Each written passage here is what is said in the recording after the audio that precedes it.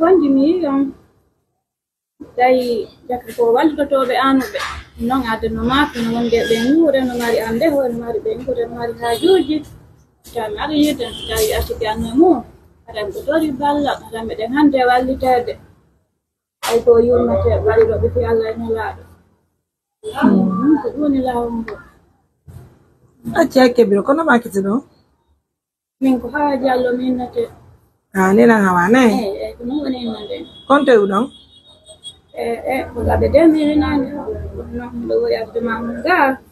ɓayimɓe ɓe waɗire fi Allah mi jinde tawi min jama o wallitola mi yaha mi wona toon seeɗa soni kadi mi tawi maɓi min mo kadi mi ara kono tigi tigi ɗo mi yi on ka téléphone mi yi wano woɓɓe dogi wi ɗon are mi yi on ɗum ɗon tawi ɗo wallitade woɓɓe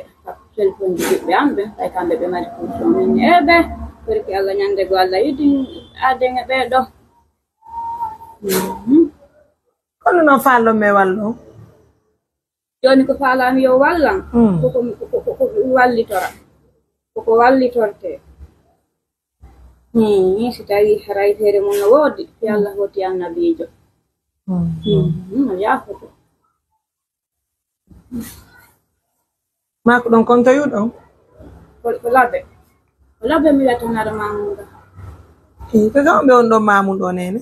kaka seeri mi woni innoteɓe nenan jiwum ɓe defa ɓe ñiiri yeeya takko hajjaɗa ko ɓe wernimi ɗon a seeri to a seeri ay hajja o yeeyo ko takko e sasiyon ɗon mi laɓɓen ko do yeeyata takko ɓiɓɓe mum koka maɓɓe ɓe wernimi ɗon a seeri ɗon kono noon ngajjirno liga hande hande on ko haka hande on haka mon ɗo mi ari ɓaynami fewno ko laaɓal ngal gonga ɓeya toon tigi yani hanani inde wallidotoɓe sago ma ndaara son tinday si tawi hara asike no dilli hara an kadi a ɓay koko feƴƴinira ko wallitora ko ɓe ngureji tuma o tuma mako ɗo no woyi arde mamum nga miɗo woyi arde ɗum ɗoy ko gonga miɗo woyi arde mi aray somi heɓi arsike seeɗa mi yaha si wonoyi kadi mi tawi maɓi min mo kadi mi ara kono noon fallo me waɗango men e partenaire amen ɓe ɗo joni nene o wallirɗon mi wona moƴƴi no Allah newdirani o wo haray no wallirɗon yo haray no moƴƴi sabu no ɓen fay koye am fatike ɓe accitimme ko boɓɓen ɓe golleji tigi tigi ɗo aray koye wallitola si tawi feere mum heɓi komɓe on to kam meɗen laɓenene koko piili min woni kam komɓe piili min on piili min eyo awanene am joni ɓay ko hannde Allah mum yeeyidu hara inchallah taxi moto jangon ɗo o natta on ka suudu mi yiya toon ara mi holla e partenaire ɓe am ɓe mapulle monde ndara si wona ɓe wallito on nannene newno amin on ni jam no hayfi buy yettude Allah bo nene ara joni ne albarka joni taxi moto jangon ɗo natta on so natti on gasa si Allah moyi ɗo e kikiɗe ara partenaire ɓe amen ɓe woni ko humpiti fi moɗon ɓe ndara ko ɓe wata wallitade on nani yarayno hawri ɗo nani a yasike anno e mum arayno tori balle ɗen fof ɗo heɓude ñamete miɗo heɓude ɓayimɓe jindude saliɓe ɓe ngopporan mbuuɗi wiya mi sodan ñaama hajja ɗan sodan ñaama kiikiɗe ko ɗon soda e ñallal ngal noon ko kamɓe pewndori woppuno kiikiɗe ko ɗon sodata haɓata ka suudu ñaama mani soda ɗum ɗo si woni hara si ɗon firtike si woodi tawa heɓike seeɗa kay haray haajuji e ɓengureji no woodi mi yaha soni ha kadi tawi maɓi on tigi ara mamum ga ɓay manno ha si tawi Allah oppori bo boɓɓen feere goo mo gasa sansay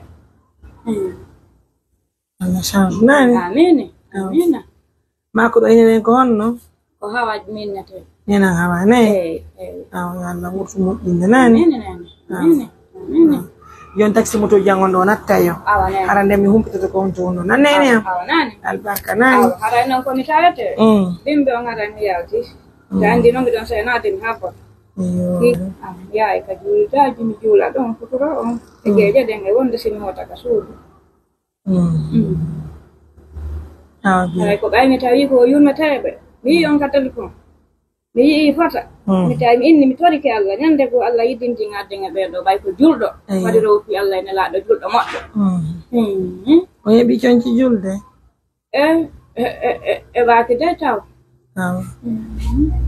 ñiiɗi julde kadi heɓaki taw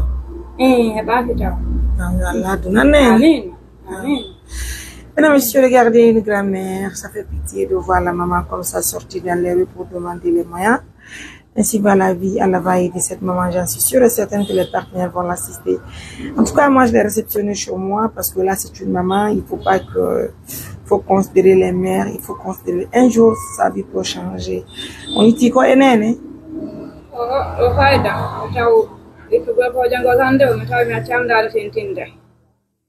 Yeah, thanks,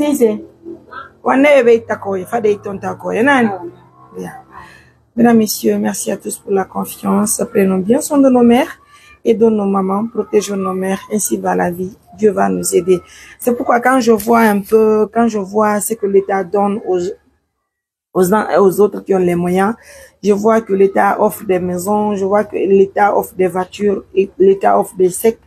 Pendant qu'il y a des mamans sans abri, il y a des mamans qui n'obtiennent même pas quoi manger, il y a des mamans qui souffrent, il y a des mamans qui sont dans les rues. Je me demande si une fois au moins l'État peut voir les émissions que nous réalisons, combien de fois nous rencontrons des situations qui sont compliquées, qui sont aussi des Guinéens. Je pense que vraiment l'État doit pouvoir aussi aider les personnes qui n'ont rien. Pour aider quelqu'un, il faut aider la personne qui n'a rien.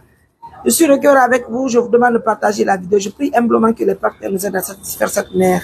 Encore une fois, prenez bien soin de vous. Bonsoir.